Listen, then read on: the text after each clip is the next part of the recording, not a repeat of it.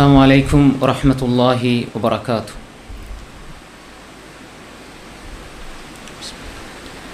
إن الحمد لله نحمده ونستعينه ونستغفره ونعوذ بالله من شرور أنفسنا ومن سيئات أعمالنا. من يهده الله فلا مضل له ومن يضلل فلا هادي له. وأشهد أن لا إله إلا الله وحده لا شريك له وأشهد أن محمدا عبده ورسوله أما بعد. அன்புக்குரிய இஸ்லாமிய சகோதரர்களே சகோதரிகளே, அல்லாஹு தாலா எங்கள் மீது அன்பு கொண்டதன் காரணமாக அல்லாஹ் அவனை பற்றி அவனது மார்க்கத்தை பற்றி படிப்பதற்காக இந்த இடத்திலே நம் எல்லோரையும் ஒன்று சேர்த்திருக்கிறான். அன்புக்குரிய சகோதரர்களே சகோதரிகளே, மன நிம்மதியை சீர்குலைக்கும் பாவங்கள், இந்த தலைப்பை பொறுத்தவரை பொதுவாக நன்மைகள் எல்லாம் மனிதனுக்கு நிம்மதியை கொடுக்கிறது. நாம் செய்கின்ற வணக்க வழிபாடுகள், இபாதத்துக்கள் எல்லாமே எங்களுக்கு அல்லாஹு தாலா நன்மையை தருவது போன்று நம்முடைய உள்ளத்துக்கு ஒரு நிம்மதியையும் அல்லாஹு தாலா வழங்குகின்றான். எப்பொழுது ஒரு மனிதன் அல்லாஹுக்கு மாறு செய்கிறானோ, பாவம் செய்கிறானோ, பாவத்தில் ஈடுபடுகிறானோ, அப்பொழுது அவனுக்கு பாவம் எழுதப்படுவதைப் போன்று அவனது நிம்மதி பறிக்கப்படுகிறது, போக்கப்படுகிறது. இமாம் அஹ்மத் இப்னு ஹம்பல் ரஹிமஹுல்லாஹ் அவர்கள் தனது முஸ்னதிலே பதிவு செய்திருக்கிறார்கள். வாபிஸத் இப்னு மஅபத் ரலியல்லாஹு அன்ஹு அவர்கள் அல்லாஹ்வுடைய தூதரிடத்திலே வருகிறார்கள்.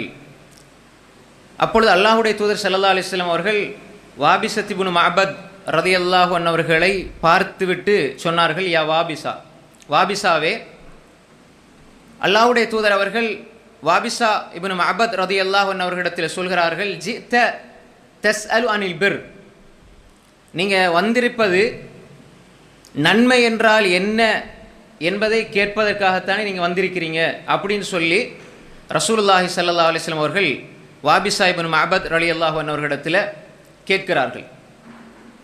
கேட்டுவிட்டு சொல்கிறார்கள், அல் பிர்ரு மத்ம அன்னத் இலைஹி நஃப்சு வத்ம அன்ன இலைஹில் கல்பு.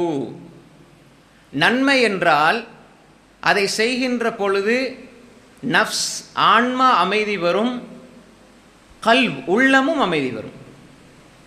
ஆன்மா இருக்குதானே, நஃப்ஸ், எங்களுடைய ஆன்மா அதுவும் அமைதி வரும், எங்களுடைய கல்ப் அதுவும் அமைதி வரும். இதுதான் நன்மை. நன்மைக்கு ரசூல் ஸல்லல்லாஹு அலைஹி வஸல்லம் கொடுத்த வரைவிலக்கணம் என்னவென்றால், அல் பிர்ரு மத்ம அன்னத் இலைஹி நஃப்சு வத்ம அன்ன இலைஹில் கல்ப். பாவத்துக்கு ரசூல் ஸல்லல்லாஹு அலைஹி வஸல்லம் அடுத்து சொன்னாங்க, பாவம் என்றால் வல் இஸ்மு, பாவம் என்றால் என்ன, மா ஹாக ஃபி நஃப்ஸி வ தரத்தத ஃபி ஸத்ர். பாவம் என்றால் அது உள்ளத்துக்கு ஒரு கலக்கத்தை, ஒரு சஞ்சலத்தை, நீங்காத ஒரு கலக்கத்தை, அது தடுமாற்றத்தை அது கொடுத்து கொண்டே இருக்கும். உள்ளத்தில் பாவம் என்பது அதை செய்கிற பொழுதும் ஒரு மனக்கஷ்டத்தை உண்டு பண்ணும், அதே போன்று செய்து முடிந்தாலும் அது மனக்கஷ்டத்தை உண்டு பண்ணும், இறுதியில் அது உங்கள் நிம்மதியை அது பறித்துவிடும். எவ்வளோ அழகா சொன்னாங்க ரசூல் ஸல்லல்லாஹு அலைஹி வஸல்லம். இது ஒரு செய்தியில் வந்திருக்கக்கூடிய ஒரு விடயம். இதே போன்றுதான் அந்நவாஸ் இப்னு சம்ஆன் ரலியல்லாஹு அன்ஹு அவர்கள், அந்நவாஸ் இப்னு சம்ஆன் ரலியல்லாஹு அன்ஹு அவர்கள், இந்த செய்தி இமாம் அஹ்மத் இப்னு ஹம்பல் ரஹிமஹுல்லாஹ் அவர்கள் தனது முஸ்னதிலே பதிவு செய்திருக்கிறார்கள். நவாஸ் இப்னு சம்ஆன் ரலியல்லாஹு அன்ஹு அவர்கள் அல்லாஹ்வுடைய தூதரிடத்திலே கேட்கிறார்கள். இந்த செய்தி சஹீஹ் முஸ்லிமிலும் வருகிறது. நன்மை என்றால் என்ன? முதலாவது இதை விளங்கி கொண்டால்தான் இந்த தலைப்பை முழுமையாக விளங்கி கொள்ள முடியும். நன்மை என்றால் என்ன என்று அல்லாஹ்வுடைய தூதரிடத்திலே கேட்ட பொழுது அல் பிர்ரு நன்மை என்றால் ஹுஸ்னுல் ஹுலுக். ஹுஸ்னுல் ஹுலுக்னா என்ன? நல்ல குணங்கள், நல்ல பண்புகள், இதான் நன்மை என்று சொன்னார்கள். அதே மாதிரி சொன்னாங்க பாவம் என்றால் வல் இஸ்மு, பாவம் என்றால் மஹாக ஃபி ஸத்ர் மஹாக ஃபி நஃப்ஸ், உள்ளத்தில் ஒரு கலக்கத்தை, ஒரு தடுமாற்றத்தை ஏற்படுத்தக்கூடியது. வ கரிஹ்த அன் யத்தலிஅ அலைஹி நாஸ், மனிதர்கள் அதை பார்ப்பதை நீ வெறுப்பாய். நீ செய்கிற பொழுது, அந்த பாவத்தை நீ செய்கிற பொழுது மக்கள் உன்னை உற்று நோக்குவதை நீ வெறுப்பாய். எதெல்லாம் செய்யும் பொழுது பயத்தோடும் கலக்கத்தோடும் உடைந்த மனதோடும் செய்கிறாயோ, மக்கள் பார்ப்பதை வெறுத்த நிலையில் பயந்து பயந்து செய்கிறாயோ, இதெல்லாம் பாவம் என்பதாக ரசூலுல்லாஹி ஸல்லல்லாஹு அலைஹி வஸல்லம் சொன்னார்கள். அன்புக்குரிய சகோதரர்களே, இந்த செய்தியிலிருந்து தான் நாங்கள் இந்த தலைப்பை புரிந்து கொள்ள வேண்டும். இந்த கல்ப் என்பது, இதயம் என்பது, அது நோய்வாய்ப்படும். கிட்டத்தட்ட குர்ஆனிலே அல்லாஹு தஆலா 25 வகையான நோயுற்ற இதயங்கள் குறித்து அல்லாஹ் சொல்கிறான். கிட்டத்தட்ட நோயுற்ற இதயங்கள் குறித்து சொல்லும் பொழுது, அது அல்லாஹு தஆலா விளங்கப்படுத்துகிற பொழுது குர்ஆனில் மட்டும் 25 வகையான உள்ளங்களை அது நோய்வாய்ப்பட்டிருக்கிறது, அதற்கு நோய் ஏற்பட்டிருக்கிறது, அது சுகதேகியாக ஆரோக்கியமாக அது இல்லை என்ற கோணத்தில் அல்லாஹு தஆலா பேசுகிறான். அதே மாதிரி ஆரோக்கியமான இதயங்கள் குறித்து பேசுகின்ற பொழுது 10 வகையான உள்ளங்களை அல்லாஹு தஆலா பேசியிருக்கிறான் குர்ஆனிலே. இப்போ நாம் அதை முழுமையாக இங்கு சொல்ல வரவில்லை. அதனுடைய மிக மிக அழகான ஒரு சுருக்கமான விடயத்தை நாம் பார்ப்போமாக இருந்தால், அல்லாஹு தஆலா கல்பை பற்றி சொல்கிற பொழுது, அந்த கல்பை நீங்கள் அதனுடைய நிம்மதியை பாதுகாக்க வேண்டும் என்றால், அதனுடைய அமைதியை பாதுகாக்க வேண்டும் என்றால், நீங்கள் அந்த கல்பை நோயிலிருந்து, அது நோய்வாய்ப்படுவதிலிருந்து நீங்கள் அதை சலீமானதாக, ஆரோக்கியமானதாக நீங்கள் மாற்ற வேண்டும். அந்த நிலைக்கு கொண்டு வந்தால்தான் உங்கள் உள்ளம் அமைதி வரும். அதைத்தான் இப்ராஹிம் அலைஹிஸ்ஸலாம் அல்லாஹ்விடத்திலே கேட்டார்கள். وَلَا تُخْزِنِي يَوْمَ يُبْعَثُونَ يَوْمَ لَا يَنفَعُ مَالٌ وَلَا بَنُونَ إِلَّا مَنْ أَتَى اللَّهَ بِقَلْبٍ سَلِيمٍ وَلَا تُخْزِنِي يَوْمَ يُبْعَثُونَ.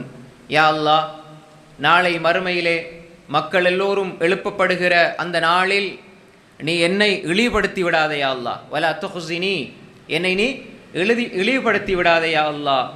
யௌம லா யன்ஃபஉ மாலும் வலா பனூன், அந்த நாளில் பொருளாதாரமோ பிள்ளைகளோ யாரும் யாருக்கும் பலனளிக்காத அந்த நாளில் என்னை இழிவுபடுத்தி விடாதே.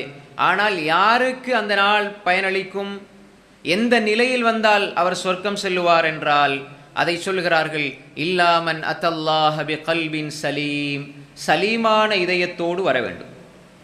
சலீமான இதயத்தோடு, சாந்தமான, ஆரோக்கியமான, அமைதியான, சலாமத்தான உள்ளம்.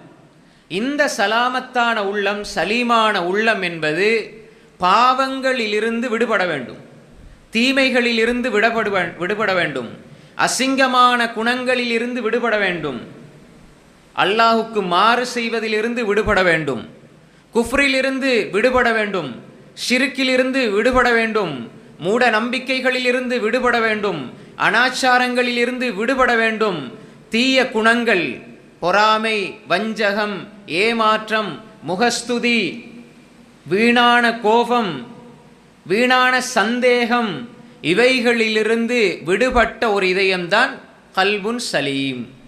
அப்ப அந்த சலீமான உள்ளத்தில் நிம்மதி இருக்கும். நிம்மதி எப்ப சீர்குலைக்கப்படும்? இந்த பாவங்கள், நான் மேலே சொன்ன பாவங்கள் ஒரு மனிதனிடம் இருக்கிற பொழுது இந்த நிம்மதி சீர்குலைந்து விடும். நிம்மதி சீர்குலைந்து விட்டால் இந்த உலகத்திலும் அந்த உள்ளம் நிம்மதியாக இருக்காது, நாளை மறுமையிலும் அல்லாஹ்விடத்தில் வெற்றியை பெற்றுக்கொள்ளாது, சொர்க்கத்தை பெற்றுக்கொள்ளாது. அப்ப எனவே அந்த கல்புன் சலீம் என்றால் பாவங்களில் இருந்து விடுபட்ட உள்ளம்.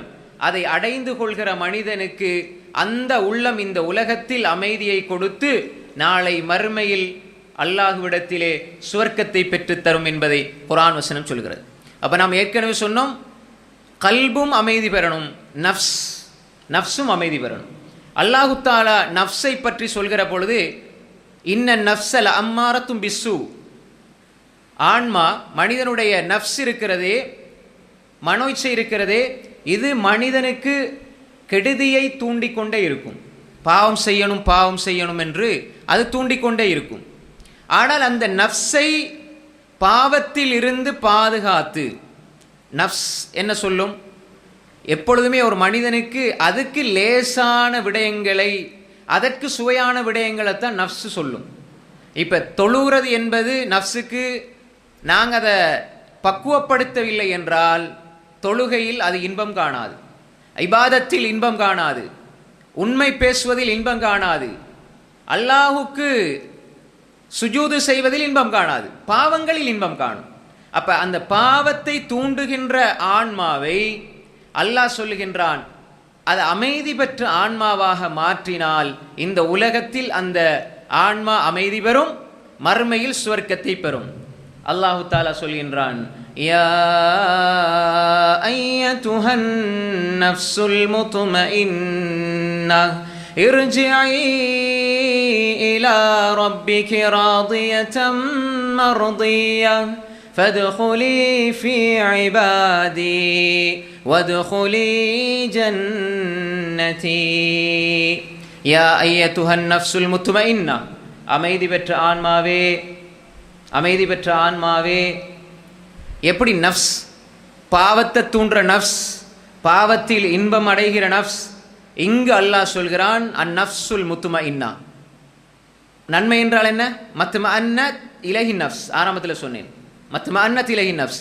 நஃப்ஸ் அமைதி பெறும் அதை செய்கிற பொழுது, அதை செய்கிற பொழுது, நன்மையை செய்கிற பொழுது நஃப்ஸ் அமைதி பெறும். அப்போ அல்லாஹு தஆலா இங்கே சொல்கிறான், யா அய்யதுஹன் நஃப்ஸுல் முத்மஇன்னா, அமைதி பெற்ற ஆன்மாவே. எதில் அமைதி பெற்றது? நன்மை செய்வதில், இபாதத் செய்வதில், அல்லாஹுக்கு கட்டுப்படுவதில், வணக்க வழிபாடுகளில், நல்லறங்கள் புரிவதில், பெற்றோருக்கு உபகாரம் செய்வதில், சிறியவர்களை கண்ணியப்படுத்துவதில், மூத்தவர்களை மதிப்பதில், இந்த அனைத்து நல்லறங்களிலும் அதை செய்வதினூடாக அமைதி கிடைக்கணும். நன்மை செஞ்சு நிம்மதியை பெற்றவர்களே, அதுதான் அல்லாஹ் சொல்கின்றான், யா அய்யதுஹன் நஃப்ஸுல் முத்மஇன்னஹ் இர்ஜிஇ இலா ரப்பிகி ராதியதம் மர்திய்யா. அல்லாஹுவை பொருந்திக் கொண்ட நிலையில், அல்லாஹுவால் பொருந்திக் கொள்ளப்பட்ட நிலையில் நீ மீண்டு செல்வாயாக. ஃபத்குலி ஃபீ இபாதி வத்குலி ஜன்னதி, என்னுடைய அடியார்களிடம் சென்று என்னுடைய அடியார்களோடு பிரவேசித்து நீ சுவர்க்கத்தில் நுழைவாயாக, எனது அடியார்களோடு நுழைந்து விடுவாயாக, எனது அடியார்களோடு சேர்ந்து வத்குலி ஜன்னதி, என்னுடைய சுவர்க்கத்துக்குள் நீ நுழைவாயாக என்று அல்லாஹு தாலா சொல்கின்றான். இந்த நஃப்ஸாக மாற்ற வேண்டும். அல்லாஹ் சொல்கின்றான், ஃபீ குலூபிஹிம் மரத் ஃபஸாதஹுமுல்லாஹு மரதா. அவர்களுடைய இதயங்களில் நோய் இருக்கிறது. இதயத்தில் நோய் இருந்தால் அந்த இதயத்தில் நன்மையில் இன்பம் தெரியாது, இபாதத்தில் இன்பம் தெரியாது, நல்லறங்களில் இன்பம் தெரியாது. அந்த நோய்வாய்ப்பட்ட இதயத்தை நீங்கள் கல்புன் சலீமாக, ஆரோக்கியமான இதயமாக மாற்றுங்கள். அதே போன்று தீமையின் பால் தூண்டக்கூடிய நஃப்ஸை, ஆன்மாவை அந்நஃப்ஸுல் முத்மஇன்னாவாக மாற்றுங்கள். இப்படி மாற்றினால் இந்த உலகத்தில் நிம்மதி இருக்கும், மறுமையில் சுவர்க்கம் கிடைக்கும். இந்த அடிப்படை இலக்கைத்தான் எங்களுக்கு குர்ஆனும் சுன்னாவும் சொல்லித் தருகிறது. இந்த கல்புன் சலீமை பாழாக்குகின்ற, நிம்மதியை சீர்குலைப்பது பாவங்கள். நஃப்ஸுல் முத்மஇன்னாவை சீர்குலைப்பது பாவங்கள். பாவங்கள் அதற்கென்று பொதுவான ஒரு தன்மை இருக்கிறது. நாங்கள் செய்கிற பாவங்கள், பாவங்கள் என்றால் என்ன? அல்லாஹுக்கு மாறு செய்கிறோம். மாறு செய்கின்ற பொழுது மனசில் கலக்கமும் திடுக்கமும் பயமும் அது தந்து கொண்டே இருக்கும். அதனால தான் இமாம் இப்னுல் ஜௌசி ரஹ்மத்துல்லாஹி அலைஹி, மிகப்பெரிய இஸ்லாமிய அறிஞர், சொல்கிறார்கள், பாவங்கள் எல்லாம் ஒரு மனிதனுக்கு மனசில் நெருக்கடியை கொடுக்கும். பாவம் வந்து மனசில் நெருக்கடியை கொடுக்கும். இது இமாம் இப்னுல் ஜௌசி ரஹ்மத்துல்லாஹி அவர்கள் சொல்கிற ஒரு கருத்து.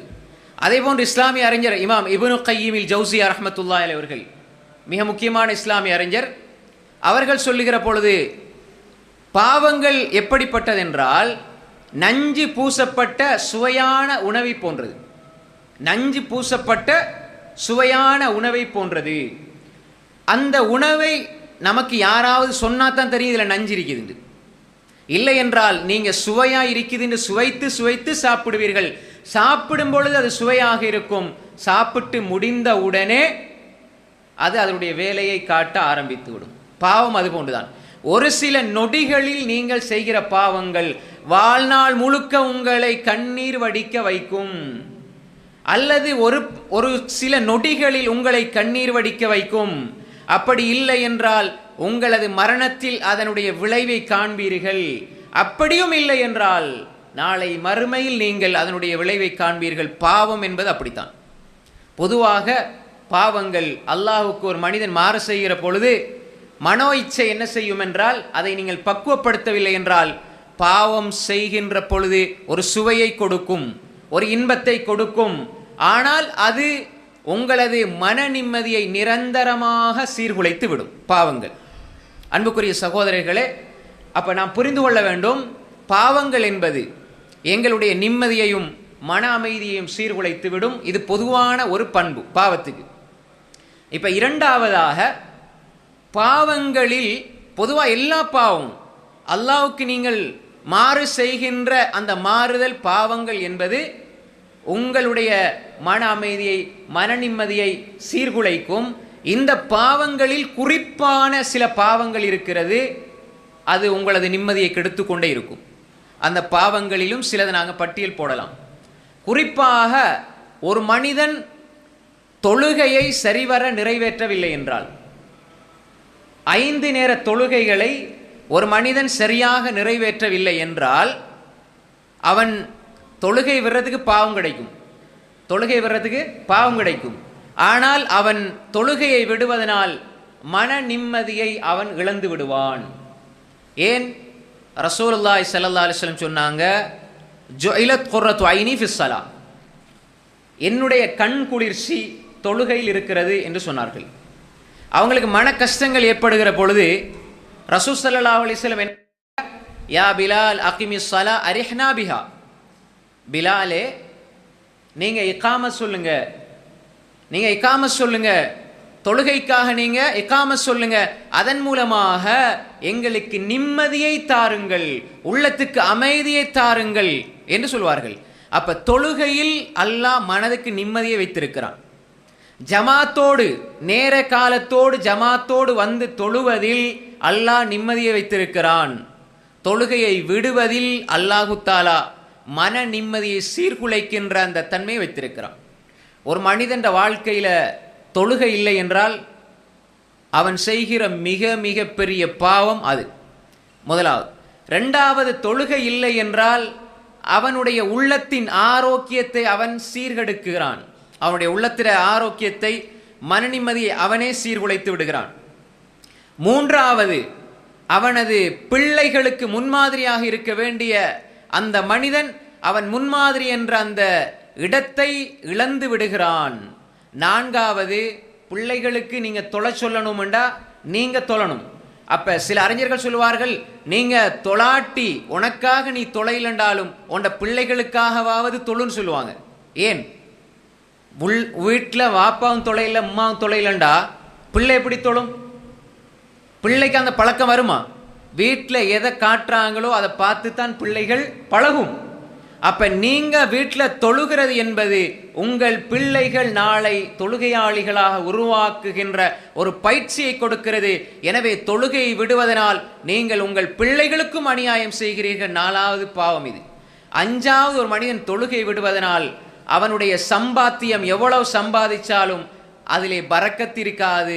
6வது, அவன் தொழவில்லை என்றால் வீட்டில் நிம்மதி இருக்காது. இப்படி அடுக்கிக்கிட்டே போகலாம். தொழுகையை விடுறதுனால அவனுக்கு ஒரு பாவம் கிடைக்கும்னு அவன் நினைக்கிறான். தொழுகை விடுறோம் பாவம் அவ்வளவுதான் நினைக்கிறோம்.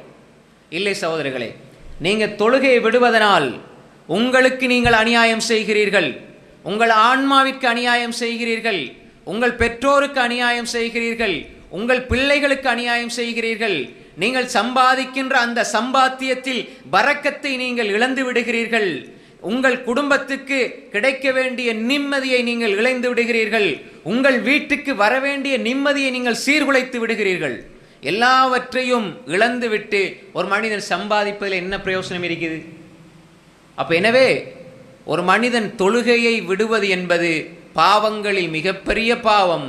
அல்லாஹ்வுக்கு மாறு செய்கிறான், தனது ஆன்மாவுக்கு அநியாயம் செய்கிறான், குடும்பத்தினுடைய நிம்மதியை சீர்குலைத்து விடுகிறான், பிள்ளைகள் என்ற அமானிதத்துக்கு அவன் துரோகம் செய்கிறான், பிள்ளைகள் என்ற அமானிதத்தை அவன் துஷ்பிரயோகம் செய்கிறான். அன்புக்குரிய சகோதரிகளே, இதை எங்களுடைய வாழ்க்கையில் தெளிவாக புரிந்து கொள்ள வேண்டும். எப்ப எல்லாம் தொழுகை யாரிடத்தில் இல்லையோ, எந்த வீட்டுக்குள் தொழுகையுடைய சூழல் இல்லையோ, அங்கு நிம்மதியை எதிர்பார்க்க முடியாது, அந்த வீட்டில் பரக்கத்தை எதிர்பார்க்க முடியாது. தொழுகையை தொழாமல் ஒரு பிள்ளையை நீங்கள் படிக்க வைக்கிறீர்கள் என்றால், சாப்பாடு உணவு கொடுக்கிறீர்கள் என்றால், அந்த பிள்ளை வேணுமென்றே தொழுகையை விடுகிறது. ஆனால் நீங்கள் இந்த பிள்ளை படித்தால் போதும் என்று உணவு கொடுக்கிறீர்கள் என்றால், ஒரு வகையில் இது பாவம். தொழாத காஃபிருக்கு நீங்கள் உணவு கொடுக்கிறீர்கள். அல்லாஹ்வுக்கு மாறு செய்கிற வேண்டுமென்றே தொழுகையை விடுகிற ஒரு காஃபிரை நீங்கள் உருவாக்குகிறீர்கள். தொழுகையை விடுவதற்கு ஒருபோதும் நீங்கள் அனுமதித்து விடக்கூடாது. நீங்களும் தொழுகையை விடக்கூடாது, உங்கள் பிள்ளைகளுக்கும் தொழுகையை விடுவதற்கு அனுமதி கொடுக்கக்கூடாது, உங்கள் மனைவி மக்களுக்கும் தொழுகையை விடுவதற்கு அனுமதியை வழங்கக்கூடாது. இது உங்கள் குடும்பத்தில் இருக்கிற நிம்மதியை சீர்குலைத்துவிடும். நீங்க செய்யலண்டா உங்களோட நிம்மதி போற மாதிரி, உங்களோட வீட்டில் இந்த தொழுகை இல்லை என்றால் வீட்டினுடைய நிம்மதியும் பரக்கத்தும் போய்விடும். அல்லாஹுடைய அருள் அந்த வீட்டுக்கு இறங்காது, கிடைக்காது.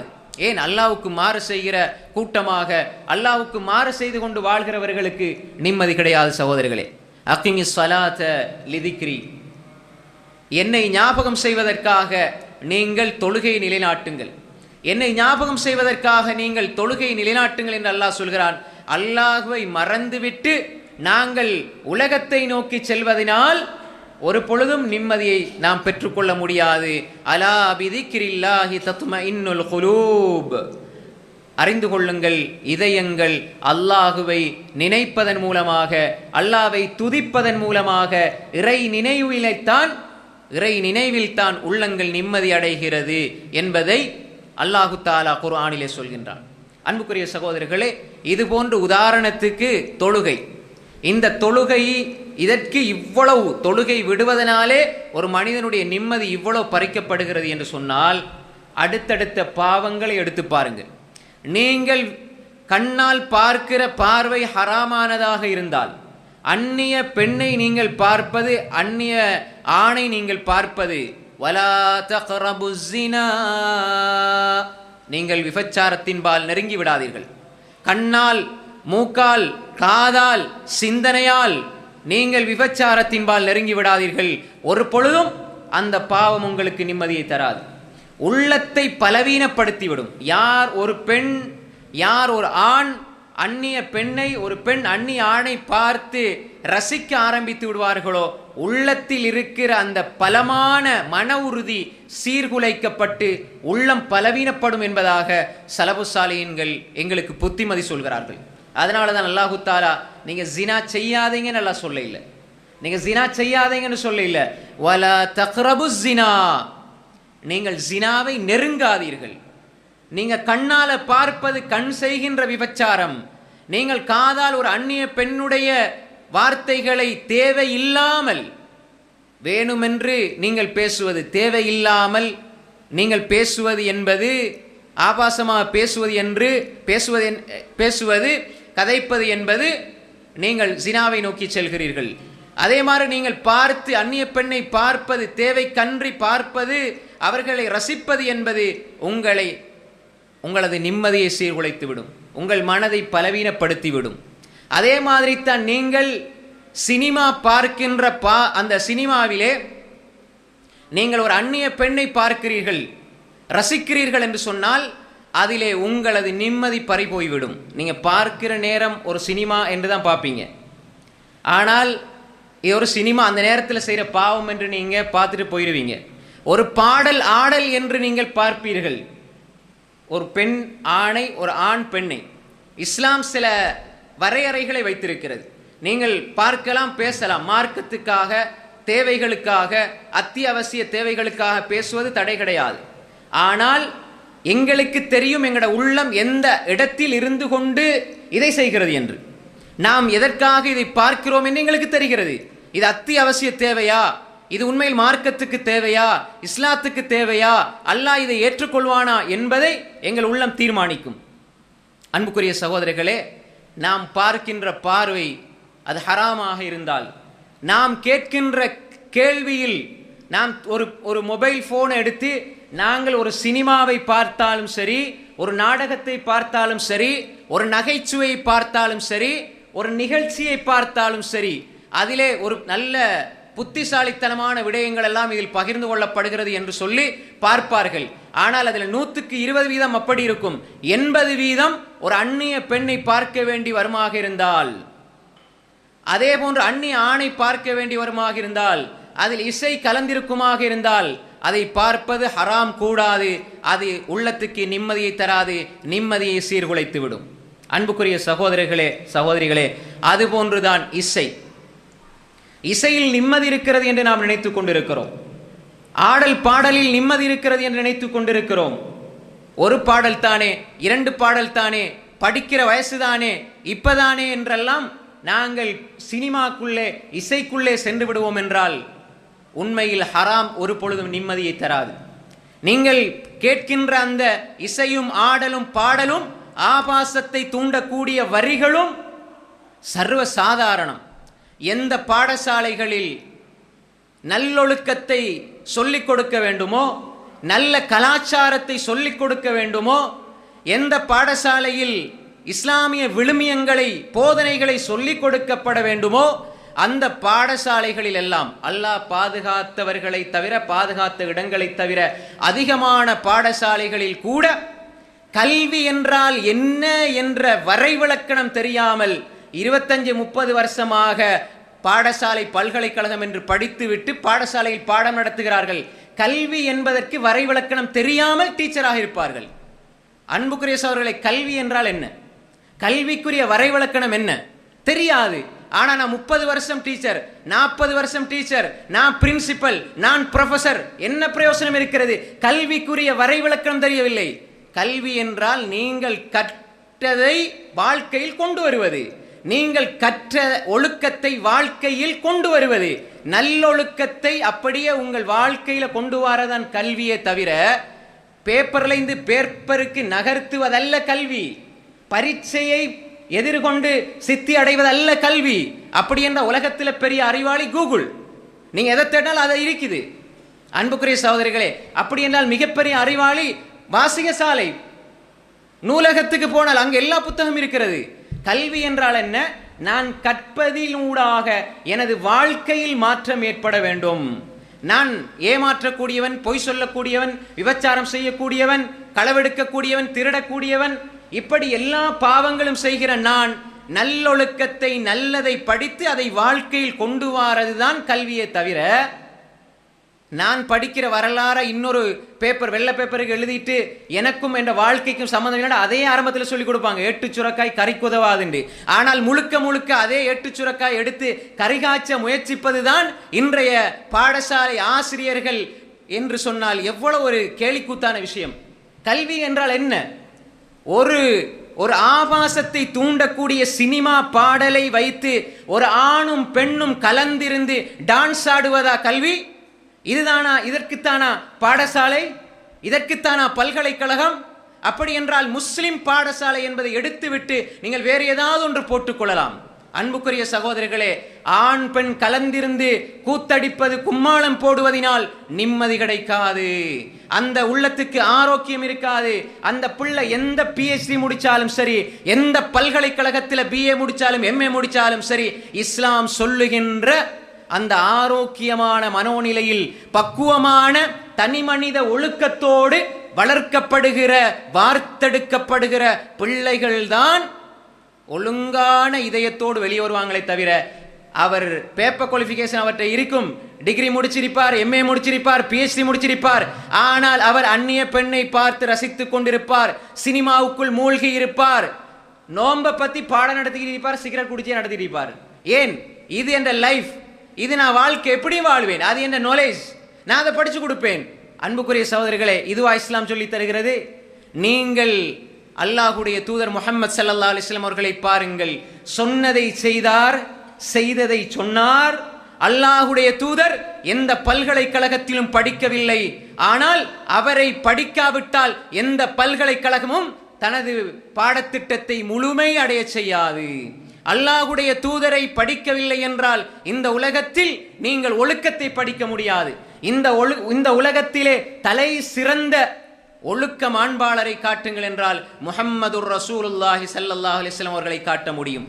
அந்த சமூகத்தில் பிறந்த நாம் எப்படி இசையிலும் ஆடலிலும் பாடலிலும் ஆபாசத்திலும், சில பொழுது தமிழ் படித்து கொடுப்பார்கள் 11 வருஷம், தமிழில் வருகின்ற ஆபாச வார்த்தை என்ன என்று கூட இனம் காண முடியாத அளவு ஷைத்தானிய தலையில் ஊடுருவி போயிருந்தால், பேப்பரில் இருந்து பேப்பருக்கு மின சத்ரி இல சத்ர், வரிகளில் இருந்து வரிகளுக்கு நகர்த்தப்படுவதை இல்மாக அறிவாக நினைத்துக் கொள்வார்கள். இது இல்மு கிடையாது. இல்மு என்றால் மின சத்ரி இல சத்ர், இதயங்களில் இருந்து இதயங்களுக்கு போக வேண்டும், இதயங்களில் இருந்து இதயங்களுக்கு போக வேண்டும், கல்வியில் இருந்து கல்புக்கு போக வேண்டும், நடத்தைகளில் மாற்றம் ஏற்பட வேண்டும். இதுதான் உங்கள் வாழ்க்கையை நெறிப்படுத்தும், உங்கள் உள்ளத்தை பண்படுத்தும், உங்கள் ஆன்மாவை பக்குவப்படுத்தும். இதுதான் வாழ்க்கைக்கு தேவையே தவிர, எல்லாம் படித்திருக்கிறார்கள், 10ஆம் வகுப்பு படிக்குது புள்ள, 9ஆம் வகுப்பு படிக்குது, அந்த புள்ள ஓர்முகத்தன்மையோடு இல்லை, சரியான சிந்தனையோடு இல்லை, எப்பயுமே குழப்பம், டென்ஷன், பிரச்சனை, எப்பொழுதும் கோபம். இன்றைக்கு இருக்கிற டீனேஜ் கட்டிளமை பருவத்தில் இருக்கிற பிள்ளைகளை பாருங்கள், 13, 15, 17 வயதில் இருக்கிற பிள்ளைகளை பாருங்கள். பாடசாலைக்கு காலையில் போகுது 7 மணிக்கு, 2 மணிக்கு வருது, சாப்பிடுது, 3 மணிக்கு டியூஷனுக்கு போகுது, 5 மணிக்கு ஒரு டியூஷன், 8 மணிக்கு கொண்டு போகுது, படுக்கும் பொழுது 10 மணி, இப்படியே போகுது. தொழுகையும் இல்லை, இபாதத்தும் இல்லை, குர்ஆனும் இல்லை, ஒன்றும் இல்லை. ஆனா படிப்பு. அந்த பிள்ளைகளை கொஞ்சம் கவனம் எடுத்து ஒரு நாள் வச்சு டெஸ்ட் பண்ணி பாருங்க, யோசிச்சு பாருங்க. அந்த புள்ள உம்மாவோட வீணா சண்டை பிடிக்கும். சாப்பிடுன்னு சொன்னா கோபம் வரும். ஸ்கூல் முடிந்து வந்து புள்ள சாப்பிட்டுட்டு போண்டாலே பிள்ளைக்கு கோபம் வரும். எப்படி வருது? ஏன் வருது? நீங்க நல்லா யோசிச்சு பாருங்க. 100க்கு 90% இதுதான். நீங்க வேண்டாம் யோசிச்சு பாருங்க, சிந்திச்சு பாருங்க, கொஞ்சம் விசாரிச்சு பாருங்க. 100க்கு 90% ஒரே டென்ஷன், ஒரே கோபம், ஒரே பிரச்சனை, ஒரே தனிமையை விரும்புகிறது. எப்ப பார்த்தாலும் உம்மா பாப்போட பேச நேரம் இல்ல, தம்பி தங்கச்சியோட பேச நேரம் இல்ல, ஃப்ரெண்ட்ஸோட 9ஆம் வகுப்பு தான், எப்ப பார்த்தாலும் போன்ல குரூப்பா வச்சு வாட்ஸ்அப்ல செட்டிங். யாரோட? பொம்பளை பிள்ளையோட தான். சில பொழுது கிளாஸ் குரூப்பை வச்சுக்கொண்டு அதுல செட்டிங். ஏன்? சின்ன சின்ன விடயங்கள் எல்லாம் இன்பத்தை காணுகிறது. சில பொழுது அவர்கள் சினிமா பாடல்களை பகிர்ந்து கொண்டு இன்பத்தை அனுபவித்துக் கொண்டிருக்கிறது. ஆனா பிள்ளைகளிடத்தில் தாய்மார்கள் தொழுகை எதிர்பார்ப்பதில்லை, இபாதத்தை எதிர்பார்ப்பதில்லை. ஆனால் தாய்மார்கள் தந்தையர்கள் சொல்லிக் கொடுப்பதும் இல்லை. இந்த சினிமாவை பாரு, இந்த பாடலை பாருன்னு சொல்லிக் கொடுப்பதும் இல்லை. ஆனால் அவர்களுக்கு தெரிய வருகிறது. ஏன்? நீங்க போனை கொடுத்தீங்க, பிள்ளைக்கு அதுல டியூட்ஸ் வருது, அதுல நோட்ஸ் வருது என்று. ஆனா அதுவும் வருதுதான், அதோட சேர்த்து பிள்ளைகள் பார்க்கிற புது புது படங்களினுடைய லிங்கும் வருது. அதே மாதிரி ஆடல் பாடல் ரசித்ததை ஷேர் பண்ணுகிறார்கள். இந்த நாட்டில் தெரியாத விடயங்கள் எல்லாம், இந்த நாட்டில் இந்த மூலையில் ஒரு குரூப் இருக்குது, இந்த பாட்டு குரூப் இருக்குது, இதெல்லாம் ஷேர் பண்ணப்பட்டு 8-10 வயசு பிள்ளைகளுக்கெல்லாம் எல்லாம் தெரியுது. ஆபாசம் தெரியுது, விரசம் தெரிகிறது. இதெல்லாம் வீட்டுக்குள்ளே புகுந்து போயிருக்கிறது. சின்ன சின்ன பிள்ளைகளுக்கு தெரியாது நல்லதா கெட்டதா என்று. பிள்ளைகளை பெற்றோர்கள் கண்காணிப்பதும் இல்லை, பிள்ளைகளோட மனோநிலையை பார்ப்பதில்லை. பிள்ளைகளுக்கு சாப்பிட்றதுக்கு நேரம் இல்லை, பிள்ளைகளுக்கு பாத்ரூம் டாய்லெட் போறதுக்கு நேரம் இல்லை. ஏன்னா அதுல பிஸி. சிறு பிள்ளைகள் அதாவது சில கேம்ஸ்களை டவுன்லோட் பண்ணி அதை விளையாடி கொண்டே இருப்பார்கள். அம்மாமாரு வாப்பாமாரு என்ன, நாங்க கொஞ்சம் ஃப்ரீயா இருக்கணும் என்பதற்காக அந்த பிள்ளைகளை எதிர்காலத்தை சீரழித்து விடுகிறார்கள். கையில் அவங்க பார்க்கறத பார்த்துட்டு போனை தந்துட்டு போகட்டும் என்று விட்டு விடுகிறார்கள். ஆனால் அது அவர்களுடைய மனோநிலையை பாதிக்கிறது. அன்புக்குரிய சகோதரர்களே, ஏன் அந்த பிள்ளைகளிடத்தில் ஒரு வகையான பதட்டம், ஒரு வகையான பீதி, ஒரு வகையான பயம்? ஏண்டா கூட்டு சேருகிற பொழுது ஒரு பிள்ளையிட அறியாமை இன்னொரு பிள்ளைக்கு அது அநியாயமாகி விடுகிறது. ஒரு பிள்ளையிட அறியாமை இன்னொரு பிள்ளைக்கு அநியாயமாகி விடுகிறது. அந்த பிள்ளை பார்த்த இஸ்லாத்தில் இல்லாத பேய் பிசாசுகள், இஸ்லாத்தில் அப்படி ஒன்று கிடையாது. ஆனால் அவர்கள் பேய் படம் என்று, பிசாசு படம் என்று பார்ப்பதை அதைத்தான் ரசிப்பார்கள். அந்த பிள்ளைகள் அதை ரசிப்பார்கள். அதை ரசித்து விட்டு வீட்டிலே வந்து அல்லது பிள்ளைகளிடத்திலே பகிர்ந்து கொள்கிற பொழுது, தம்பி தங்கச்சியோடு பகிர்ந்து கொள்கிற பொழுது, கிளாஸ்ல இருக்கிற நண்பர்களோடு பகிர்ந்து கொள்கிற பொழுது, இந்த பிள்ளை தனியா டாய்லெட்டுக்கு போறதுக்கு பயம், தனியா இருப்பதற்கு பயம், சில பொழுது லேசா ஏதாவது இருட்டை கண்டால் பயந்து விடுகிறது, மனப்பயம் ஏற்படுகிறது. பல கோல் வரும், கேட்டா என்ன புள்ள பயந்துருச்சு, மொட்டை மாடிக்கு போச்சுது, புள்ள உடுப்பெடுக்க போச்சுது, 3 மணி பகல் நேரம் எதையோ பார்த்தது, பயந்து அழுகுது, என்ன செய்யறதுன்னு ஓடி வராங்க. என்ன செய்யறது? அன்புக்குரிய சகோதரர்களே, இதெல்லாம் ஜாகிலியத்தை கேட்டு கேட்டு, இஸ்லாத்தில் இல்லாத விடயங்களை கேட்டு கேட்டு, அது பகிர்ந்து கொள்ளப்பட்டு அந்த பேப்படம் இந்த பேப்படம் என்று இல்லாத பொல்லாத கற்பனைகளை எல்லாம் அப்படியே உண்மையாக நம்பி அப்படி கொடுக்கிற பொழுது உங்கள் பிள்ளைகளுடைய எதிர்காலம் சீர்குலைகிறது. உங்களுடைய பிள்ளைகளுடைய தோழர்கள், நண்பிகள் ரெண்டும் மாறி மாறி இருந்தால் அது ஹராம். அப்ப இந்த எதிர்காலம் அப்படி கேள்விக்குறியாக ஆக்கப்படுகிறது. நான் ஏன் இதை சொல்கிறேன் என்றால், பாவங்கள் மன நிம்மதியை சீர்குலைத்து விடும் என்றால், பாவங்களில் ஒரு பாவம்தான் இந்த இசையோடு சினிமாவோடு ஒன்றரை கலந்து விடுவது. அது நீங்க கலந்தாலும் பாவம்தான். உங்களோட பிள்ளைகள், உங்களுக்கு அமானிதமாக வழங்கப்பட்ட பிள்ளைகளை நீங்கள் பாதுகாக்கவில்லை என்றால், அல்லாஹ் என்ன சொல்றான்? யா அய்யுஹல்லதீன ஆமனூ கூ அன்ஃபுஸகும் வ அஹ்லீகும் நாரா வகூதுஹன் நாஸு வல் ஹிஜாரா. ஈமான் கொண்டவர்களே, உங்களையும் உங்கள் குடும்பத்தையும் நரக நெருப்பிலிருந்து பாதுகாத்துக் கொள்ளுங்கள். அல்லாஹ் உங்களுக்கு குடும்பத்தை தந்திருப்பது இந்த உலகத்தில் சொகுசாக நிம்மதியாக சாப்பிட்டு குடித்துவிட்டு ஹராத்திலே ஈடுபட்டுவிட்டு ரசித்துவிட்டு சினிமா ஆபாசங்களை பார்த்துவிட்டு கூட்டமாக குடும்பமாக இருந்து கும்மாளம் அடித்துவிட்டு ஏனோ தானோ என்று வாழ்ந்துவிட்டு செல்வதற்காக அல்ல. ஹராத்திலிருந்து பாவங்களில் இருந்து அவர்களை பாதுகாத்து, அவர்களை நரகத்திலிருந்து பாதுகாத்து சொர்க்கத்துக்கு கொண்டு போவதற்குத்தான் குடும்பத்தை அல்லாஹ் தந்திருக்கிறானே தவிர, நீங்கள் நினைத்தபடி உங்கள் குடும்பத்தை நடாத்தி செல்ல முடியாது. எனவே அன்புக்குரிய சகோதரர்களே, இந்த பாவங்கள் குடும்பத்தில் ஊடுருவிவிட்டால், இந்த பாவங்கள் குடும்பத்தில் பிள்ளைகளிடத்திலே ஊடுருவிவிட்டால், இந்த வீட்டிலும் உங்கள் குழந்தைகளிடத்திலும் உங்கள் குடும்பத்திலும் உங்கள் மனைவி மக்களிடத்திலும் நிம்மதி பறிபோய்விடும், நிம்மதி சீர்குலைந்து விடும்.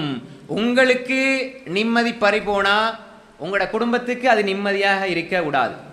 பாப்பா டென்ஷனோட இந்த அம்மா டென்ஷனோட, அம்மா நல்ல ஆரோக்கியமாக இருப்பாங்களா? பிள்ளைகள் ஆரோக்கியமாக இருப்பாங்களா? கணவன் குடிக்கு அடிமையாகிவிட்டால் அவன் குடிக்கிறதுக்கு பாவம் கிடைக்கும். ஆனால் அந்த குடியால் அந்த குடும்பமே சீரழிந்து விடும். பார்க்குறோமா இல்லையா? குடும்பத்தில் நிம்மதி அழிந்து போதா இல்லையா? நீங்க குடிக்கிறீங்க, நீங்க உங்களோட வாழ்க்கையை பார்த்துக்கண்டு யாரும் விட்டுறதில்லை. ஏன் நீங்க குடிக்காதீங்க, சிகரெட் குடிக்காதீங்க, நீங்க மதுபானம் அருந்தாதீங்கன்றா ஏன் சொல்றாங்க தாய்மார்கள்? உங்களால் பிள்ளைகள் நாசமாகிவிடும், எனது எதிர்காலம் நாசமாகிவிடும், குடும்பத்தினுடைய கட்டுக்கோப்பு நாசமாகிவிடும். சில பொழுது குடிவெறியோடு வந்து மனைவியை தொடுவதற்கு பதிலாக மகளை தொட்ட வரலாறுகள், சம்பவங்களை கண்கூடாக இன்று பார்த்து கொண்டிருக்கிறோம். ஏன்? குடி. இஸ்லாமிய பெயரை வைத்துக் கொள்கிறார்கள், அப்துல்லா என்று பெயரை வைத்துக் கொள்கிறார்கள், குடிக்கிறார்கள், அவர்களுடைய நிம்மதியையும் சீர்குலைத்து விடுகிறார்கள், குடும்பத்தினுடைய நிம்மதியையும் சீர்குலைத்து விடுகிறார்கள். அப்ப இசை, சினிமா, விபச்சாரம், மதுபானம், இதுவும் எங்களது நிம்மதியை சீர்குலைத்து விடும். அன்புக்குரிய சகோதரிகளே, மதுப்பாவனை இதுவும் நிம்மதியை சீர்குலைத்து விடும். நான் சொல்லுகிற இந்த பாவங்கள் உங்கள் நிம்மதியை மட்டுமல்ல, உங்களை சார்ந்திருக்கிற உங்கள் பெற்றோர்களுடைய நிம்மதி, உங்கள் தாய் தந்தையர்களுடைய நிம்மதி, யாருக்காக நீங்கள் கையேந்தி பிரார்த்திக்க வேண்டுமோ அந்த தாய் தந்தையர்கள், அந்த உம்மா வாப்பாவுக்காக நீங்கள் பிரார்த்திப்பதற்கு பதிலாக பாவங்களை அந்த தாய் தந்தையர்களுக்கு பெற்றுக் கொடுக்கிறீர்கள் என்றால், அன்புக்குரிய சகோதரர்களே சகோதரிகளே, அதன் மூலமாக தாய் தந்தையர்களுடைய நிம்மதி இழக்க செய்கிறீர்கள், உங்கள் மனைவி மக்களுடைய நிம்மதி இழக்க செய்கிறீர்கள், குடும்பத்தின் நிம்மதி இழக்க செய்கிறீர்கள். ஒரு மனிதன் மதுபானத்துக்கு அடிமையாகிவிட்டால் அவனுடைய பொருளாதாரம் வீணாகும். வீண் விரயம் அல்லாஹ் விரும்புவதில்லை. வீண் விரயத்தை அல்லாஹு தஆலா ஹராமாக்கி வைத்திருக்கிறான். வீண் விரயம் வந்துவிட்டாலும் மன நிம்மதி போய்விடும். வீண் விரயமும் செய்வது ஹராம். அந்த வீண் விரயம் எதற்காக செய்யப்படுகிறது? ஒரு ஹராத்துக்காக. காசு பணத்தை செலவழிக்கிறாங்க, வீணா செலவழிக்கிறாங்க, மதுபானம் குடிக்கிறாங்கண்டா அந்த வாழ்க்கையில நிம்மதி இல்லாமல் போய்விடும், குடும்பத்தில் நிம்மதி இல்லாமல் போய்விடும். பிஞ்சு குழந்தைகளினுடைய இதயம் பாதிக்கப்படும். அவர் குடித்து விட்டால் அவர் சுயநினைவில் இருக்க மாட்டார். அவர் பேசுகிற வார்த்தையால் பிஞ்சு உள்ளம் பாதிக்கப்படும், பிஞ்சு இதயம் பாதிக்கப்படும், மனைவியினுடைய இதயம் பாதிக்கப்படும், பெற்ற தாயினுடைய இதயம் பாதிக்கப்படும். பாதிக்கப்பட்டு விட்டால் அவர்களுடைய பிரார்த்தனை எப்படி பெற்றுக்கொள்வது? தாயினுடைய பதுவாவுக்கு ஆளாகிவிடக்கூடாது, தந்தையினுடைய பதுவாவிற்கு ஆளாகிவிடக்கூடாது சகோதரிகளே. அப்ப எனவே இப்படி ஒரு மனிதன் குடிக்க அடிமையாகி விட்டான் என்றால் அவன் அவனுக்கும் அநியாயம் செய்கிறான், அவன் அவரது குடும்பத்துக்கும் அநியாயம் செய்கிறான். அது சிறியதாக இருந்தாலும் பெரியதாக இருந்தாலும் மதுபானம் ஹராம். அது நீங்கள் பீடியாக இருந்தாலும் சிகரெட்டாக இருந்தாலும், சில பொழுது இந்த மூக்குத்தூள் என்ற ஒன்றை பயன்படுத்துகிறார்கள், அது மூக்குக்கு பயன்படுத்தினாலும் ஹராம், அது வாய்க்குள்ளே வைத்தாலும் ஹராம். அதே போன்றுதான் வெற்றிலை என்று பயன்படுத்துகிறார்கள், பாக்கு சுண்ணாம்பு இது கலவனாக போட்டு அதையும் பயன்படுத்துகிறார்கள், அதுவும் ஹராம். அதனால் உங்களுக்கு நீங்கள் அநியாயம் செய்கிறீர்கள். மதுபானத்தினால் நீங்கள் உங்களை மெல்ல மெல்ல தற்கொலை செய்து கொள்கிறீர்கள். உங்களை நீங்கள் அழித்துக் கொள்ளாதீர்கள். தற்கொலை ஹராம். அது நேரடியாக செய்தாலும் ஹராம், மெதுமெதுவாக செஞ்சாலும். வெற்றிலை சுண்ணாம்பு போயிலை பயன்படுத்தப்பட்டு நீங்கள் அதை சாப்பிடுகிறீர்கள் என்றால் அதுவும் ஹராம் தான், அதுவும் கூடாது, அதுவும் மதுபானத்துக்குள்ளே வரும். அதையும் தொடர்ந்து பயன்படுத்தினால் நீங்கள் உங்களை கொஞ்சம் கொஞ்சமாக கொள்கிறீர்கள். நாளடைவில் புற்றுநோய், நாளடைவில் அந்த நோய் இந்த நோய் என்று வருகிறது என்றால் நீங்கள் உங்களை மெதுமெதுவாக தற்கொலை செய்து கொண்டிருக்கிறீர்கள். பெண்கள் என்றால் அல்லது வயது முதிர்ந்து விட்டால் வெற்றிலையெல்லாம் ஹலால் நினைச்சிடாதீங்க, அது கூடாது. எதுவெல்லாம் உடலுக்கு தீங்கிழைக்குமோ, உடலுக்கு எதெல்லாம் கேடு விளைவிக்குமோ, எதெல்லாம் இஸ்லாம் கொஞ்சம் போதை கூடுதலான போதை என்று கொஞ்சம் கூடுதல் என்று சொல்லியிருக்கிறதோ எல்லாம் ஹராம். வலா துல்கு பிஐதீக்கும் இல தஹலுகா, நீங்கள் உங்களை அழிவுக்குள்ளே போட்டுக் கொள்ளாதீர்கள். உங்களை நீங்கள் அழிவுக்குள்ளே போட்டுக் கொள்ளாதீர்கள். நீங்க அழிவுக்குள்ள போட்டுக்கொள்றா, உங்களை நீங்கள் அழித்துக் கொள்ளாதீர்கள்.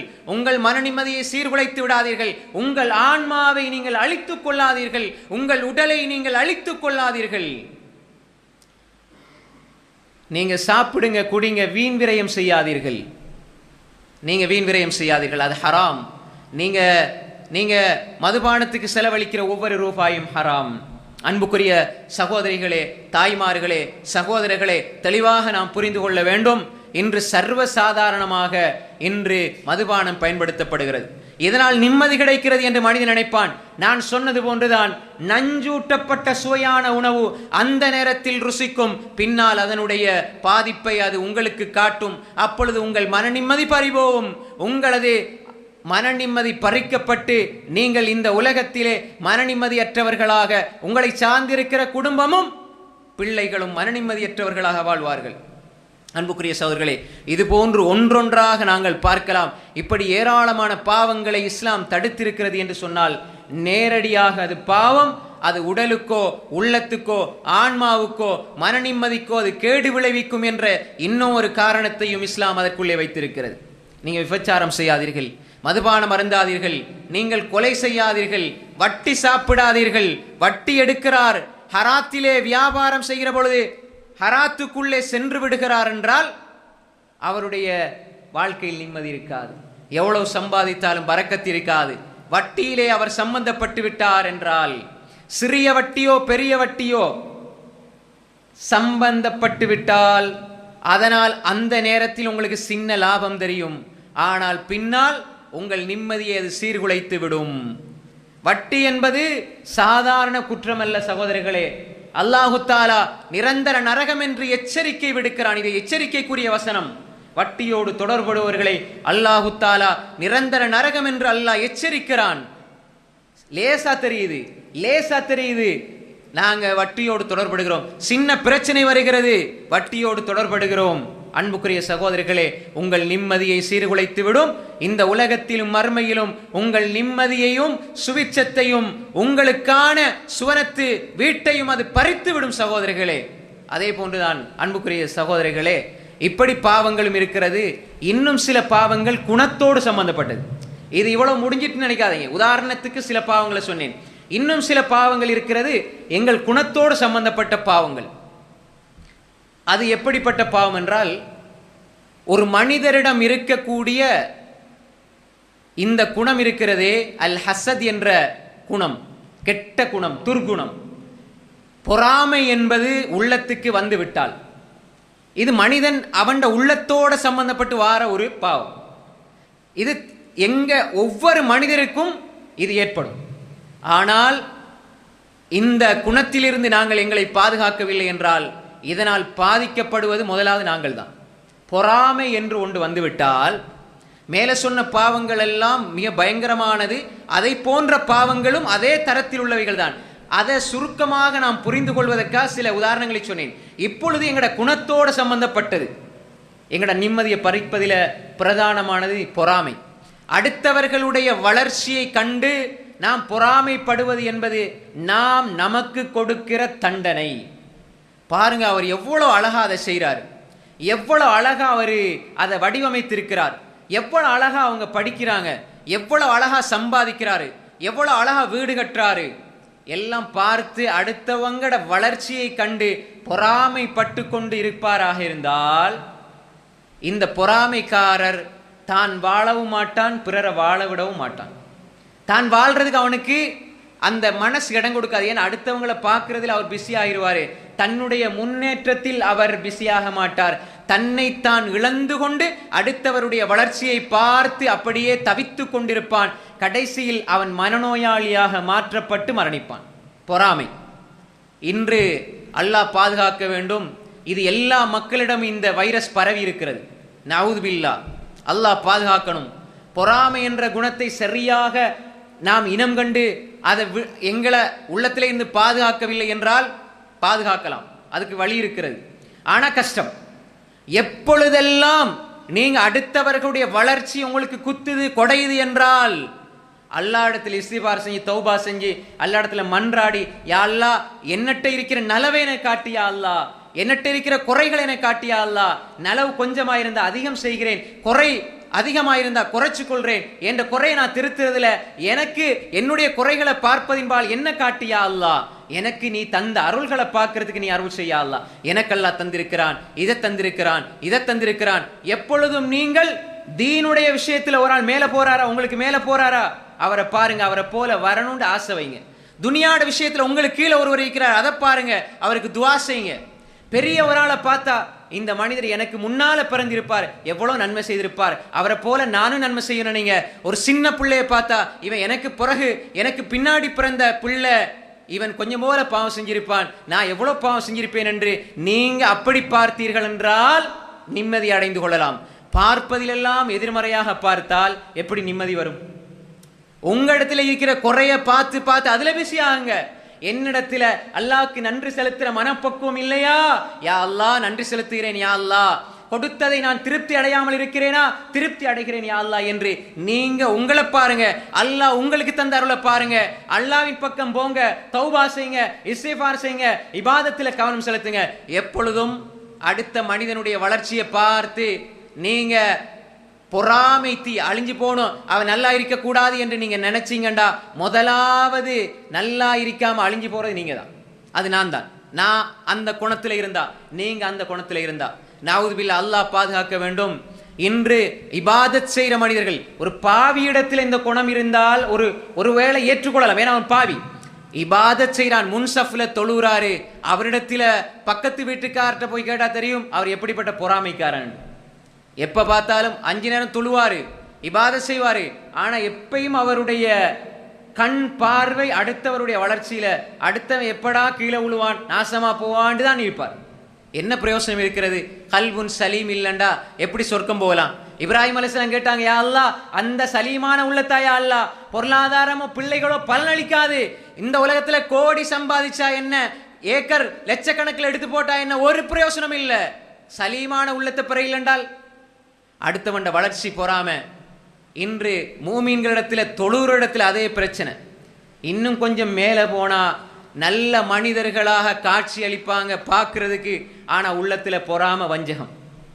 அவன் முன்னேறக்கூடாது, அவன் காசு பணம் பொருளாதாரத்தில் முன்னேறக்கூடாது. அவன்கிட்ட பாரு இவ்வளவு பெரிய வீடு, 10 வருஷத்துக்கு முன்னுக்கு எப்படி இருந்தான், 10 வருஷத்துக்கு முன்னுக்கு எப்படி இருந்தா உங்களுக்கு என்ன? நீங்களா கொடுத்தீங்க? அல்லாஹ் தானே கொடுத்தான். அல்லாஹ் கொடுத்த நியமத்தை கொடுக்க கூடாது என்று நீ நினைப்பதற்கு நீ யார்? நாங்க எப்பயும் அடுத்தவனுக்கு அல்லாஹ் கொடுத்ததை பார்த்து பொறாமப்படுறோம்டா.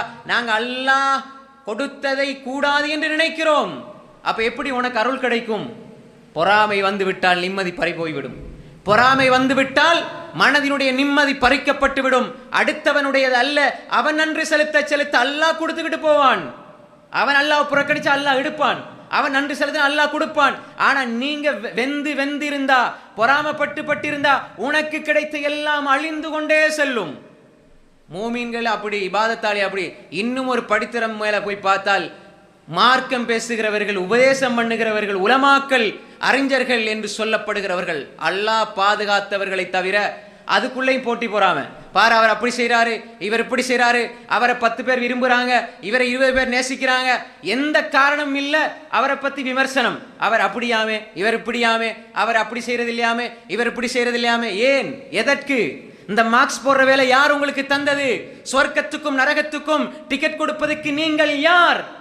அன்புக்குரிய சகோதரர்களே, எத்தனை சஹாபாக்கள் என்னிடம் நிஃபாக் இருக்கிறது என்று அஞ்சினார்கள், பயந்தார்கள். இப்னு அபி முலைகா ரஹ்மத்துல்லாஹி சொல்கிறார்கள், அத்ரக்து ஸலாதீன மின் அஸ்ஹாபின் நபி ஸல்லல்லாஹு அலைஹி வஸல்லம், 30 சஹாபாக்கள் சொர்க்கத்தை கொண்டு நன்மாராயம் சொல்லப்பட்ட சூரா தௌபா 9வது அத்தியாயத்தின் 100வது வசனத்திலே அல்லாஹ் இவர்கள் சொர்க்கவாதி என்று சொன்ன சஹாபாக்களில் 30 பேரை நான் பெற்றுக்கொண்டேன். இப்னு அபி முலைகா என்ற தாபியை சொல்லுகிறார், அந்த 30 பேரும் என்னிடம் நிஃபாக், நயவஞ்சகத்தனம் இருக்கிறது என்று அவர்கள் ஒவ்வொருவரும் தன் மீது பயந்து வாழ்ந்தார்கள்.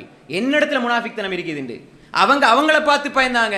யா அல்லாஹ் என்ன பாதுகாத்திரு என்று வாழ்ந்தார்கள். ஆனால் இன்று 2 பயான் பண்ணிவிட்டால், கொஞ்சம் ஃபேமஸ் ஆகிவிட்டால், கொஞ்சம் பிரபலியமாகிவிட்டால், கொஞ்சம் ஃபேமஸ் ஆகி மக்கள் எல்லாம் அவர்கள் மதிக்க ஆரம்பித்தால், அடுத்தவர்களை கணக்கெடுப்பதில்லை, அடுத்தவர்களை பார்ப்பதில்லை, சிரிப்பதில்லை. நீ தாழ்ந்தவன், உயர்ந்தவன், இவர் பணக்காரன், வசதியற்றவன் என்ற பாகுபாடுகளுக்குள்ளே சென்று விடுகிறார்கள். சில பொழுது அவரை ஒற்று அவருக்கு மேலே தரத்திலே ஒருவர் வருகிற பொழுது, ஒரு அறிஞராக காட்டப்படுகிற பொழுது அவரை பார்த்து பொறாமை. அல்லாஹ் பாதுகாக்க வேண்டும். அது என்னிடம் வந்தாலும் பிழைதான், அது யாரிடம் வந்தாலும் பிழைதான், அவர் எந்த தோற்றத்தில் இருந்தாலும் பிழைதான். பொறாமை என்று வந்து அவர் இல்லாமல் போய்விட வேண்டும், அவர் அட்ரஸ் இல்லாமல் தெரிய வேண்டும்.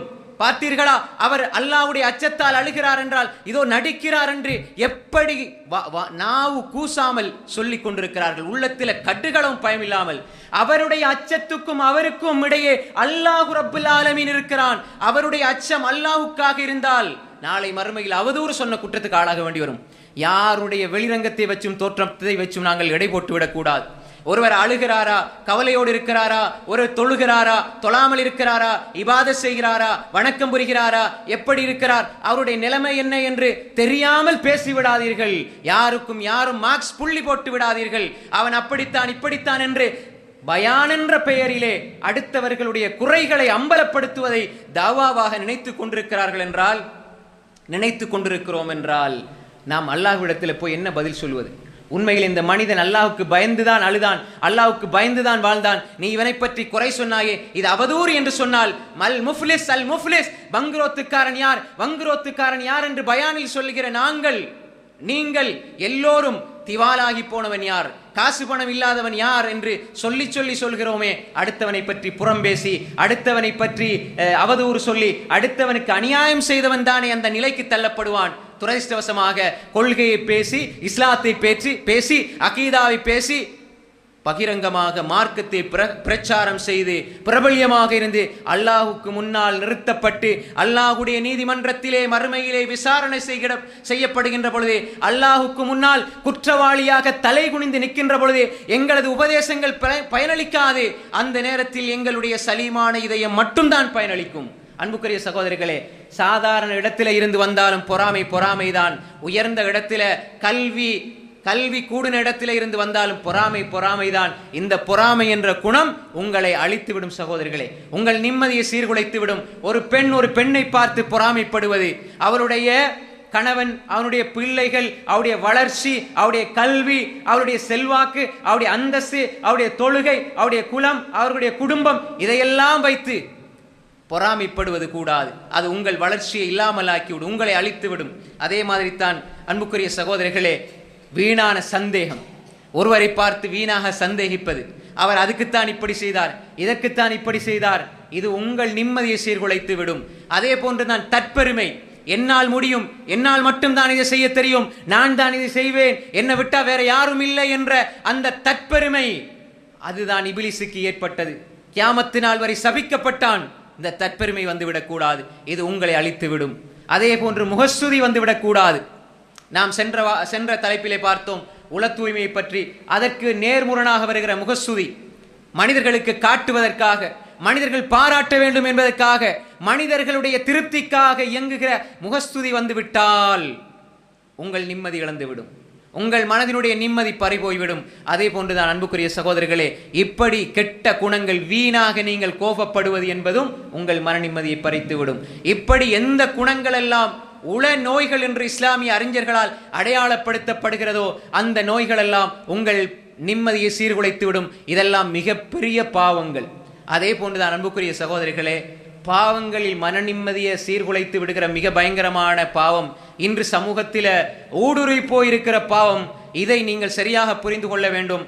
நிம்மதி பெருமை என்ற பெயரிலே ஊடுருவி இருக்கிறது. இது சரியாக புரிந்து கொள்ளப்படவில்லை என்றால் இந்த பாவம் உங்கள் நிம்மதியை சீர்குலைத்து கொண்டே இருக்கும், உங்கள் மன நிம்மதியை சீர்குலைத்து கொண்டிருக்கும். அது என்ன பாவம் தெரியுமா? பாவங்களை பகிரங்கப்படுத்துகின்ற பாவம். நல்லா புரிஞ்சு கொள்ளுங்க. கடைசியாக இது இன்று சிறியவர்கள் முதல் பெரியவர்கள் வரை அப்படியே பரவி போயிருக்கிற ஒரு நோய்தான் பாவங்களை எல்லாம் பகிரங்கப்படுத்துவது. அல்லாஹ்வுடைய தூதர் ஸல்லல்லாஹு அலைஹி வஸல்லம் சொன்னார்கள், குல்லு உம்மதி முஆஃபன் இல்லல் முஜாஹிரீன். குல்லு உம்மதி முஆஃபன், என்னுடைய உம்மத்தில் எல்லாம் மன்னிக்கப்படுவார்கள், என்ற உம்மத்தில் எல்லாம் மன்னிக்கப்படுவார்கள், ஆனால் பாவங்களை பகிரங்கப்படுத்துவர்களை தவிர. குல்லு உம்மதி முஆஃபன் இல்லல் முஜாஹிரூன், இல்லல் முஜாஹிரீன், பாவங்களை பகிரங்கப்படுத்துவர்களை தவிர என்று அல்லாஹ்வுடைய தூதர் ஸல்லல்லாஹு அலைஹி வஸல்லம் சொன்னார்கள். என்ற உம்மத்தில் எல்லாருக்கும் மன்னிப்பு இருக்கிறது, ஆனால் இவர்களை தவிர பாவங்களை செய்த பாவங்களை பகிரங்கப்படுத்துவர்கள் என்று அல்லாஹ்வுடைய தூதர் ஸல்லல்லாஹு அலைஹி வஸல்லம் சொன்னார்கள். இன்று பாருங்கள், பாவங்கள் பகிரங்கப்படுத்தப்படுகிறது.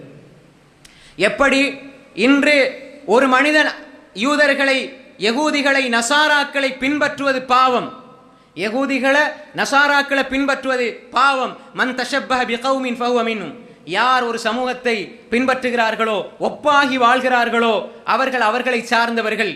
யார் யாரை நேசிக்கிறார்களோ அவர்களோடு தான் மறுமையில் எழுப்பாட்டப்படுவார்கள். இன்று சர்வசாதாரணமாக சமூக வலைத்தளங்கள், சோசியல் மீடியாக்கள் வந்திருப்பதனால் இந்த பாவம் அப்படியே எங்களுக்கு மத்தியிலே பரவலாக காணப்படுகிறது, பகிரங்கமாக ஆக்கப்பட்டிருக்கிறது. எப்படி நீங்கள் ஒரு சினிமாவை பார்க்கிறீர்கள், அதை ஷேர் பண்ணி விடுகிறீர்கள், பகிரங்கப்படுத்துகிறீர்கள். நான் இந்த நேரத்தில் இந்த படத்தை பார்த்து கொண்டிருக்கிறேன், தைரியமா சொல்றாங்களா இல்லையா எங்களுடைய இளைஞர்கள், அல்லாஹ் பாதுகாத்தவர்களை தவிர? நான் இந்த நேரத்தில் இந்த படத்தை பார்த்து கொண்டிருக்கிறேன். எப்படி இதை சொல்ல முடியும்? அப்படி அவர் வைத்துவிட்டு அவர் ஃபேஸ்புக்கில் போடுவார், வாட்ஸ்அப்பில் ஸ்டேட்டஸாக போடுவார், இன்ஸ்டாகிராமில் ஸ்டோரியாக போடுவார். போட்டுவிட்டு அந்த நேரத்தில் அவர் மரணித்து விட்டால் அவருடைய நிலை என்ன? கியாமத்து நாள் வரை நீங்க போட்டால் போட்டதுதான், நீங்க டிலீட் பண்ணினாலும் அதை 5 பேர் ஷேர் பண்ணி விடுவார்கள், ஸ்கிரீன் ரெக்கார்ட் பண்ணி விடுவார்கள், அல்லது அதை ஷேர் பண்ணி விடுவார்கள். அப்படி அவர்கள் ரெக்கார்ட் பண்ணி வைத்து மீண்டும் மீண்டும் போட்டு காட்டுவார்கள், அழிக்க முடியாது. நீங்க மௌத்தா போய் கபருக்குள்ள போனாலும் உங்கள் பாவம் வாழ்ந்து கொண்டிருக்கும். மிக பயங்கரமான ஒரு நிலை. இன்று புதிதாக ஊடுருவிக்கிற நோய் எல்லா இடங்களிலும், பாடசாலைகளிலும், வீட்டிலும் பிறந்த நாள் கொண்டாட்டம். எல்லாருமே பிறந்த நாள் கொண்டாட்டம், பிறந்த நாள் கொண்டாட்டம், பிறந்த நாள் கொண்டாட்டம், ஹாப்பி பர்த்டே, ஹாப்பி பர்த்டே. ஏன்? யாருடைய கலாச்சாரம் இது? நான் அதாவது பிறந்த நாள் வாழ்த்து தெரிவிக்கிறேன், பிறந்த நாள் வாழ்த்து தெரிவிக்கிறேன். நீ உனக்கு 60 வருடம் வாழ்க்கை அல்லாஹ் தந்திருக்கிறான், அதிலே 50 வருடம் 30 வருடம் போய்விட்டது என்றால் எப்படி சந்தோஷப்படுவது? எப்படி சந்தோஷப்படுவது? இன்னும் சில நொடிகள், சில நாட்கள் இருக்கிறது மரணிப்பதற்கு, நான் அல்லாஹ்வை நெருங்க வேண்டுமே, இபாதத் செய்ய வேண்டுமே என்று கவலைப்படுவதற்கு பதிலாக சந்தோஷமான மகிழ்ச்சியான பிறந்த நாள் என்று எப்படி கொண்டாடுவது? அன்புக்குரிய சகோதரிகளே, 12 மணி வரை முழித்துக் கொண்டு இருந்து நான் தான் முதலாவது வாழ்த்து சொல்ல வேண்டும் என்ற ஒரு நோய். கணவனுக்கு மனைவி, மனைவிக்கு கணவன், அதற்குள்ள ஒரு சினிமா, ஒரு இசை, ஹராம். 50 பேர் உங்கள் ஸ்டேட்டஸை பார்ப்பார்கள் என்றால், 60 பேர் பார்ப்பார்கள் என்றால், அந்த இசையை கேட்பார்கள் என்றால், நாளை மறுமையில் அல்லாஹுக்கு முன்னால் அவர்கள் வருவார்கள். யா அல்லாஹ், இந்த பாவத்தை செய்வதற்கு, இந்த சினிமாவை கேட்பதற்கு, இந்த இசையை கேட்பதற்கு இவன்தான் காரணம் என்று அல்லாஹ்விடத்திலே அவர்கள் சொல்லுவார்கள். அவர்கள் கேட்டதற்கும் பாவம் உண்டு, கேட்க வைத்தவர்களுக்கும் பாவம் உண்டு. இசையை ஹலாலாக்கியது யார்?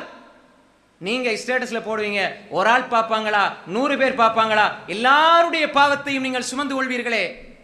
சினிமாவை ஷேர் பண்ணுகிறீர்கள்.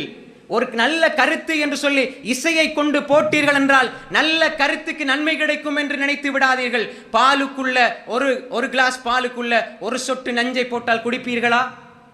மரணித்து விடுவோம் என்ற பயம். ஆனால் ஒரு நல்ல கருத்துக்குள்ள இசை, அது ஆங்கிலத்தில் இருந்தாலும் சரி, அரபில இருந்தாலும் சரி. அரபியில் இருக்கிறது இசை ஹலாலாகி விடுமா? இல்லை. அன்புக்குரிய சகோதரிகளே, அதை ஷேர் பண்ணுகிறோம்.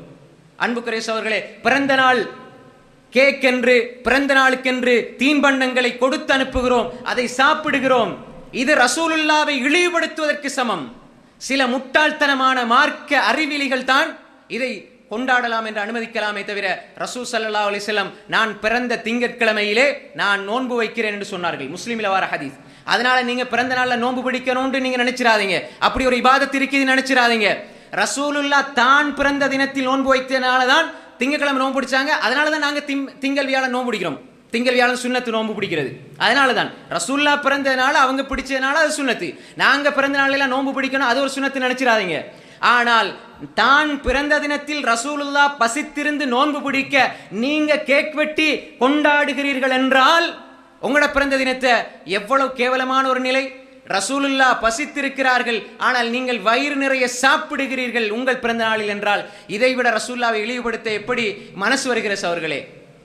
ஒரு முஸ்லிமாக இருந்து கொண்டு ரசூலுல்லா அவர்கள் பிறந்த நாளிலே நோன்பு பிடித்தார்கள், அவர்கள் பசித்திருந்தால் என்ன, ரசூலுல்லா உயிருக்குயிர நேசிக்கிறோம், ஆனால் நான் பிறந்த நாளில் கேக் வெட்டி பிரியாணி தின்று கொண்டாடுகிறேன் என்றால் என்னுடைய உள்ளத்தில் எவ்வளவு ரசூலுல்லாஹ் மஹப்பத் இருக்குது. ஒன்று யூத நசாராக்களை பின்பற்றீங்க, பாவம். ரெண்டாவது அதை பகிரங்கப்படுத்துறீங்க, பாவம். மூன்றாவது மக்களை தூண்டுறீங்க, பாவம். நான்காவது ரசூலுல்லாஹி ஸல்லல்லாஹு அலைஹி வஸல்லம் அவருடைய வழிகாட்டலை விட்டுட்டு அவர்களுக்கு மாறு செய்றீங்க, பாவம். அஞ்சாவது ரசூலுல்லாஹ் நோன்பு பிடிச்சாங்க என்று சொல்கிற பொழுது நீங்க வயிறு நிறைய சாப்பிடுறீங்க, ரசூலுல்லாஹ் இழிவுபடுத்துறீங்களே, இது ஒரு பாவம். இத்தனை 5-6 பாவங்களை செய்து கொண்டு பேர்த்டே உண்டு. திருமண நினைவு நாள். எப்படி திருமண நினைவு நாள்? யார் கொண்டு வந்தது? எங்கு கொண்டு வந்தது? ஏன் இதை பகிரங்கப்படுத்துகிறீர்கள்? ஏன் இதை செய்கிறீர்கள்? அதற்கென்று தனித்தனியான கிஃப்ட்டுகள், அதை எடுத்து போட்டோ பிடிச்சி விளம்பரப்படுத்துகிறது, ஃபேஸ்புக்கில் இன்ஸ்டாகிராமில் விளம்பரப்படுத்துவது. அதையும் தாண்டி கணவன் மனைவி ஹிஜாபோடு இருந்து கொண்டு ஆடுவது, பாடுவது, டிக்டாக் செய்வதென்று அதன் மூலமாக வருமானத்தை பெற்றுக்கொள்வது எல்லாம் ஹராம். தன்னுடைய முகத்தையும் அலங்காரத்தையும் ஆடம்பரத்தையும் ஆபாசத்தையும் காட்டி சம்பாதிச்சு அதனால் என்ன பிரயோசனம்? அந்த ஹராத்தினால் உடலை வளர்த்தால் எப்படி நிம்மதி கிடைக்கும்? ஒரு பொழுது நிம்மதி கிடைக்காது, நிம்மதி சீர்குலைந்து விடும். எனவே இந்த பாவங்களை பகிரங்கப்படுத்துவது மிகப்பெரிய பாவம். ஒரு பொழுது நீங்க ஸ்டேட்டஸ்ல வச்சுட்டு எதிர்பார்த்துட்டு இருப்பீங்க 4 பேர் உங்களை வாழ்த்தணும் என்று. அந்த வாழ்த்து செய்தி 5 பேர் எதிர்பார்ப்பீங்க, 2 பேர் சொன்னா அந்த 3 பேர் ஏன் சொல்ல நினைச்சு வருந்து கொண்டிருப்பீர்கள். அதுவும் உங்களோட மனசு நிம்மதியை பறிச்சிடும். ஹராத்திலே பாவம், அந்த ஹராத்திலிருந்து ஒரு எதிர்பார்ப்பு, அதுவும் ஒரு பாவம். அன்புக்குரிய சகோதரர்களே, எனவே இப்படி நிம்மதியை சீர்குலைக்கிற பாவங்களில் இருந்து எங்களை விடுபட்டால் தான், எங்களது நஃப்ஸை பாதுகாத்தால் தான் இந்த உலகத்திலும் நிம்மதியாக வாழலாம், மறுமையிலும் நிம்மதியாக வாழலாம். எனவே அன்புக்குரிய சகோதரர்களே, எங்களுடைய உள்ளங்களை பாதிக்கின்ற, எங்களுடைய நிம்மதியை கெடுக்கின்ற பாவங்களை விட்டு எங்களுடைய உள்ளத்தை பாதுகாத்து இப்ராஹிம் அலைஹிஸ்ஸலாம் பிரார்த்தித்த அந்த கல்புன் சலீமை பெற்றுக்கொண்டு அந்த அந்நஃப்சுல் முத்துமைன்னா, சுவர்க்கத்துக்கு சொந்தமான அந்நஃப்சுல் முத்துமைன்னாவை பெற்றுக்கொண்டு இந்த உலகத்திலிருந்து விடைபெறுகிற நல்ல மக்களாக நாங்கள் மாற முயற்சிப்போம். அல்லாஹு தஆலா என்னையும் உங்களையும் அந்த அந்நஃப்சுல் முத்துமைன்னா, அமைதி பெற்ற ஆன்மாவை பெற்ற கல்புன் சலீம், சாந்தமான ஆரோக்கியமான இதயத்தை பெற்ற நல்லடியார்களில் அல்லாஹ் சேர்த்தருள்வானாக. வஆகிரு தஅவானா அனில் ஹம்துலில்லாஹி ரப்பில் ஆலமீன். வஸ்ஸலாமு அலைக்கும் வரஹ்மத்துல்லாஹி வபரகாத்துஹு.